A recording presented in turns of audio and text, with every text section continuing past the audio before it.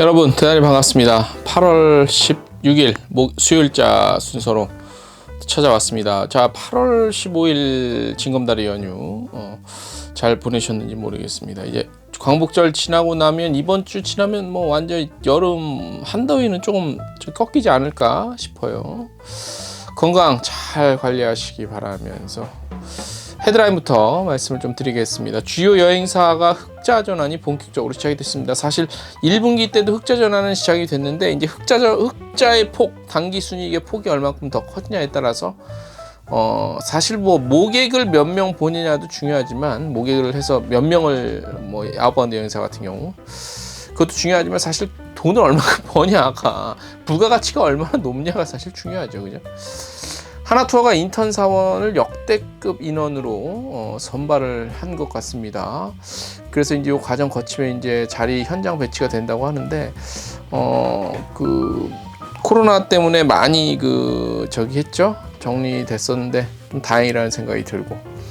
LA관광청은 카카오톡 채널 이벤트를 진행합니다. 일반 소비자 대상이 아니라 우리 여행업계 대상이라는 거 참고하시고요. 열린 관광지 2024년 열린 관광지 공모가 시작이 되고요. 티웨이항공이 창립 13주년을 맞았다고 합니다. 제주항공은 안전여행 스탬프 참여 기업을 모집하고요. 제주항공 생략할게요. 원가 경쟁력 강화 위해서 새로운 기종 도입한다는 건데 생략하고 할 얘기는 다 했네. 그래도 클룩과 경희대가 업무 협약 맺었고 모드투어와 전부은행도 업무 협약을 맺었고 노란풍선은 늑항스 기획전 오픈했다고 합니다. 이상이 오늘의 헤드라인이고요. 자세한 뉴스 궁금하신 분들 traveldaily.co.kr 참고하시면 되겠습니다.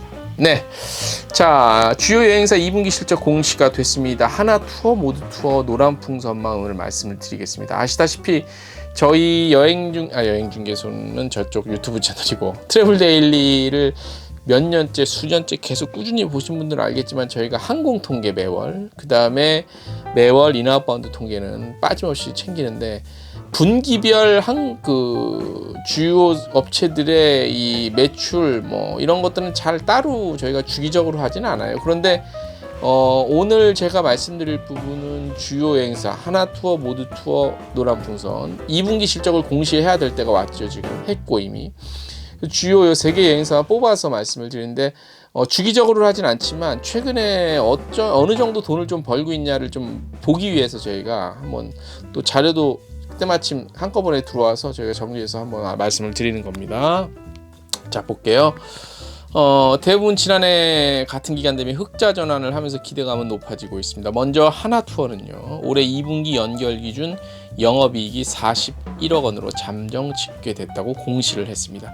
매출액은 지난해 같은 기간 대비 282.1% 정도 늘어난 824억 기록했습니다. 매출 대비 매출액은 824억, 당기 순이익은 198억인데 매출이 800억대인데 영업이익은 42억이에요. 이거 보시고 2분기 패키지 송출액은 저희가 저번에 말씀드렸다시피 27만여 명 기록을 좀 한 것으로 집계가 된 걸 제가 말씀드렸고, 자 하나투어와 모드투어는 항상 비교가 되는데 예전 같으면 직원 수도 그렇고 매출액도 그렇고 물론 코로나 이전이에요. 거의 2배가량 더블로 이게 항상 그 정도 이렇게 유지를 했었는데 매출액 보면은 395억으로 매출액 2분기 매출액은 더블 정도 돼요. 근데 영업이익은 41억 원으로 하나투어의 영업이익은 같아요. 이게 제가 그래서 이 의심스러워서 자료를 다시 뒤져봤거든요. 재무제 공시한 자료까지 들어가서 봤는데 맞더라고. 이게 무슨 차이인지 물론 재무제표를 더 꼼꼼히 들여다 봐야 되겠지만 아무튼 그래요. 나온 거는. 만약에 혹시나 잘못됐으면 좀 얘기 좀 해주세요. 1분기에 이어서 연속 흑자를 기록하면서 상승 흐름을 이어가고 있다고 합니다. 2분기 전체 송출액은 30만 명, 패키지 송출액은 18만 명. 그래서 2019년 기준으로 보면은 한 절반 50% 정도까지 회복한 수준이래요. 하나는 41%이고 하나는 50%인데 어쨌든 송출액 같은 경우는 2019년 대비 한 50% 절반 정도 회복을 했다. 사실 아웃바운드 한 70% 60% 회복했다고 하는데 아직 업체들의 실적은 절반 정도밖에 회복을 못한 것 같습니다. 모투어에서는 2분기 경우 전통적인 비수기로 구분되지만 엔데믹을 맞아 동남아시아와 또 그런 실적 개선됐다. 동남아 같은 데 때문에 3분기에는 중국 여행 그 시장 관련해서 좀 더 실적 개선이 좀 더 기대가 되지 않냐 이렇게 좀 전했습니다. 노란풍선 볼게요. 2분기 매출액이 181억 원, 영업이익이 9억 원으로 잠정 집계됐어요. 노란풍선 영업이익이 생각보다는 기대에 좀 못 미치네. 그 큰 회사가 영업이익이 9억 원으로는 사실 조금 더 좀 분발을 해야 될 것 같은데 뭐 이건 노란풍선이 잘못했다기보다도 분위기가 그러니 이거 단번에 회복은 안 되겠죠. 지난해 같은 기간 대비하면 매출액은 340%가량 증가했고 영업이익은 1분기에 대비해서도 흑자 전환은 했어요. 그동안 워낙 안 좋았기 때문에 그죠. 엔데믹으로 전환된 올해를 기점으로 패키지 여행 상품에 대한 수요가 높아지고 있고 노란풍선 올해 상반기 매출액은 전년 대비 약 773% 증가한 419억 정도를 기록했다고 해요. 상반기 영업이익은 2분기, 1, 2분기 합치면 26억 정도. 1분기가 더 많았구나. 어쨌든 2분기는 좀 비수기긴 하죠. 그죠? 4, 5, 6월. 그죠? 네. 그래서 보면 2019년 상반기 영업이익이 그때 15억 정도 됐었네. 오히려. 그런 거랑 비교하면 오히려 좀 더 증가한 거지 않았나? 15억이 아니라 이게 1.5억을 어떻게 비교한 거지? 이게 요거는 한번 다시 따져봐야겠네. 상반기 영업이익과 비교했을 때 오히려 1633% 증가했다고 그러는데 여기 1.5억을 1억 5천만 원이야? 아니면 1억 5천만 원이 아니지. 말이 안 되지.